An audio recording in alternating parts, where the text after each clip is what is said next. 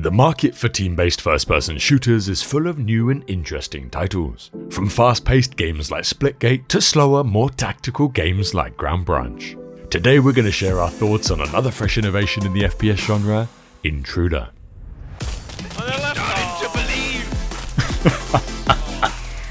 I'm in this little... Oh no, sorry.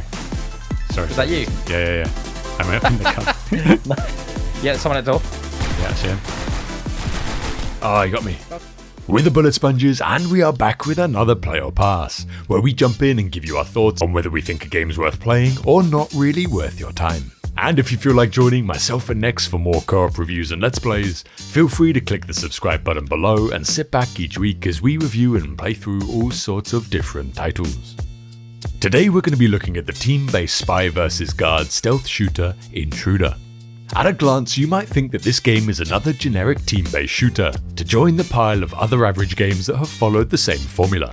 But you'd be mistaken. Intruder mixes up difficult competitive gameplay with pretty comical and silly mechanics, and it does it in such a way that doesn't intrude or step on the toes of either. And this balance, along with the impressive range and tools and environmental components, makes a really interesting, challenging and fun experience. When you first load up the game, you'll have to choose a server and jump in as either a spy or a guard. In the starting area of your mission, you'll choose your equipment and gear or just stick with the defaults that you're given. And then if you're the spies, you'll work towards the enemy team or set up effective defenses if you're the guards.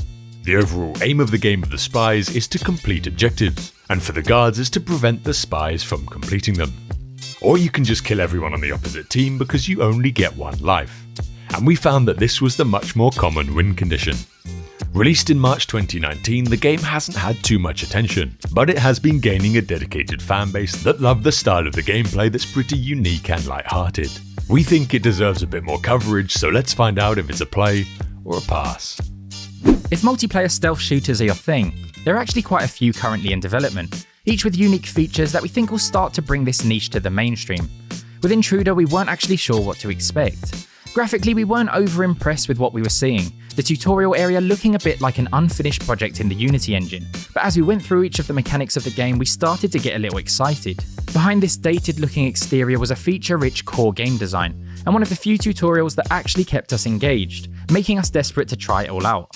It plays out as a guards vs intruders game mode, where you play two sets of first to 3 wins, swapping roles between sets. If the sets end up one apiece, then you play a tiebreak.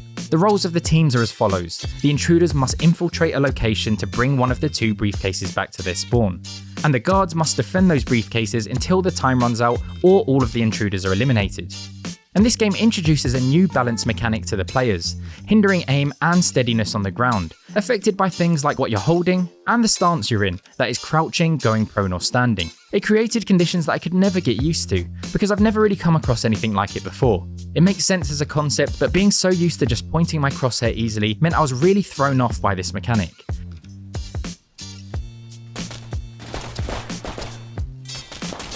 How do you aim with this gun? And nearby explosions will often tip you off balance. Ah, rough. Oh mate! Oh, I didn't die. Someone wrecked me then. Oh, I can get up. Yeah, that's exactly what happened to me. Ah, I was like, oh, I'm not dead. that was strange. I killed him. Nice. I'm so nearly dead. I can get up again. What is that about? To help achieve the objective, both teams are given a range of equipment designed to suit their purpose. A gas which blurs the screen and inverts mouse movement, or explosive to clear rooms or ragdoll other players off balance. For all the design choices that bend towards realism in Intruder, this is the one aspect that was most confusing to me. The amount of times I was knocked down made me feel like I had one too many at the pub. Even when gunning someone down, in some circumstances they can get back up, so giving your enemies a quick double tap is a necessity. Guards can rig up the location with motion sensors and remote charges, the tutorial suggesting to use them together, but often the motion sensor was great to cover an unmanned side of the building, alerting you with a noise when someone passes it. Cardboard decoys were also surprisingly effective at diverting attention at pivotal times, or even to safely give away your opponent's location when they fire at it. Intruder's got a nice recon tool using 21st century tech with a camera on a balloon. What's this thing? And if you're looking for sneaky ways to flank the enemy, then you might find this bush camo useful. Having not seen someone else use it in game, however, I'm not sure how effective it is at fooling other players. Locked doors could be picked with a simple interface designed not to be puzzling in any way, but just to take up enough time that it's a risk to do without cover. And of course we wouldn't want to go anywhere without our selfie sticks, which are conveniently used to check around corners. The weapon options are currently on the minimal side. From what we could tell, you have an assault rifle and pistol, and a chance to pick up a shotgun or sniper rifle on the map. At least at this point it keeps the focus away from skill-based gunplay, and more on the tactical elements, particularly as the effectiveness of equipment means there didn't seem to be much opportunity for any sort of run and gun playstyles. Not a complaint, but needs to be pointed out for those that are that way inclined. The game just suits slow, methodical gameplay, and health pools are extremely low, so playing strategically to get the drop on the enemy is a must. The interface does away with names above heads during the round, highlighting the minimalist nature of on-screen clutter.